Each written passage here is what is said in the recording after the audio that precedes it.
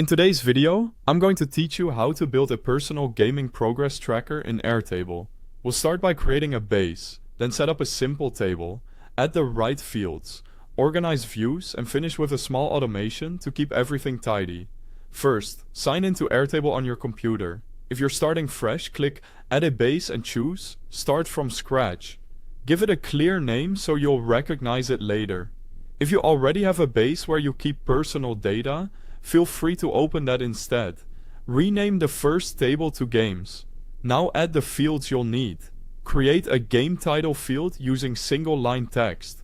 Add a platform field as a single select with options like PC, console, and mobile. Add genre as a single select so you can keep categories consistent. Add a status field as a single select with not started, playing, and completed. Add start date and finish date as date fields. Finally, add completion % as a number.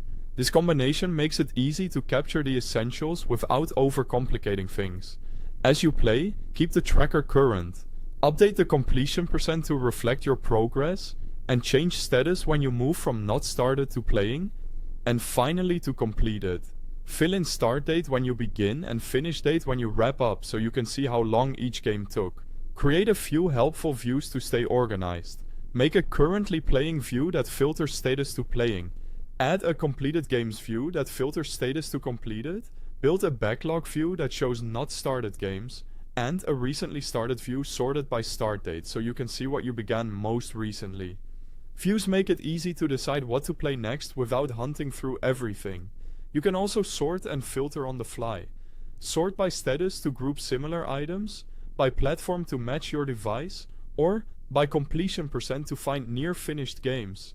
Filter by one platform or a specific genre to focus your session. Quick reminder, the Airtable website link is at the very top of the description so you can follow along while building this tracker. If you prefer the app experience, the download link is also up there. To remove repetitive work, add a light automation. In automations, create one that watches for status changing to completed, then updates the finish date to today. That way your records stay consistent with almost no effort. Finally, review your list regularly. Archive finished or abandoned games, and keep your active views focused on what you actually plan to play. That's how you can track your game progress in Airtable and manage your gaming backlog more effectively. Thanks for watching.